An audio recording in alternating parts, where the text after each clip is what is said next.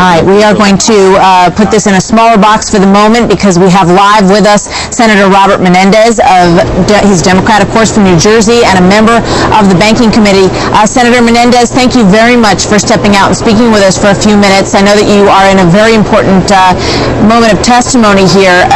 What is the takeaway from this? You know, we're all sitting here in the newsroom watching this. We're talking about it as so many people are at home right now. But the bottom line is, you know, the things that are getting tossed around here is anybody going to buy a car this year? No, probably not. Not if you don't have to. I mean, what kind of assurances are you getting that if you give them this money, it's going to make them any more viable, and even possibly profitable in the near-term future?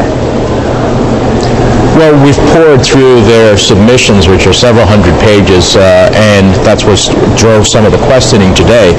And I think, look, I think we need to get the time frame and the complexity that is before us doesn't dictate the smartest response. And so it seems to me that either the administration, which has the power right now, either through the Federal Reserve or the TARP program, gives them a small bridge loan, and then we move them into the type of restructuring that we were talking along the Chrysler Corporation in '79, which was done successfully, where we basically mandated the essence of the restructuring and ensured the viability, and that, of course, produced a Chrysler that was very viable. Senator, aren't you afraid where we're headed. Excuse me for interrupting, but aren't you afraid, you say, you know, given the time constraints, given the situation that we're under, that the same kind of thing might happen in this situation that we've already seen happening in the TARP situation, and that we shouldn't be forced into a situation where we're told if you don't do something this minute, the world is going to collapse, and That's not what I'm talking about. All right, go ahead. That's not what I'm talking about. I'm not talking about giving them everything they're asking for. No.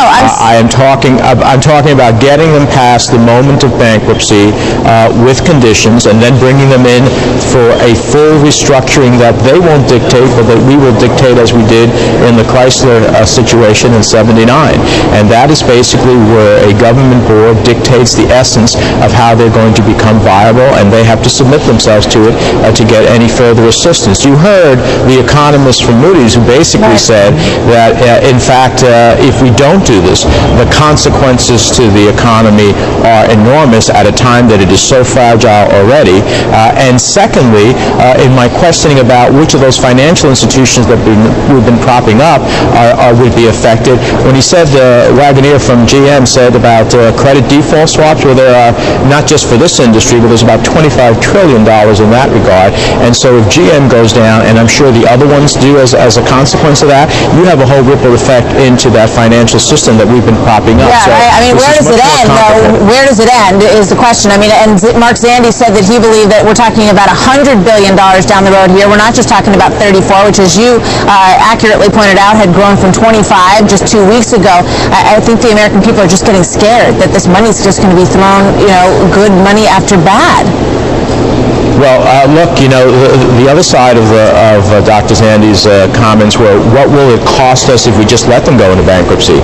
And those figures seem to be even larger at the end of the day. And of course, think about all the consequences of the job losses, nearly potentially 2 million when we take the whole supply chain out. Think about the consequences to the financial institutions. So you've got to look at that all in the context of this economy and make the best decision. Now, that doesn't mean that we should dictate the terms to the automakers, not let them dictate the terms to us. Senator, it's Trace Gallagher, and I think what Dr. Zandi was saying is, I think it's almost a push. He's saying, yes, if you push these companies into bankruptcy, they will have to liquidate, but he's also saying it's a black hole. There is no number on how much it's going to take to make these companies whole and viable again, so it really is two sides of the sword here. There's no answer. You can throw money at this thing until you're blue in the face, and it's not going to make these companies viable, at least according to what Dr. Zandi said 25 minutes ago.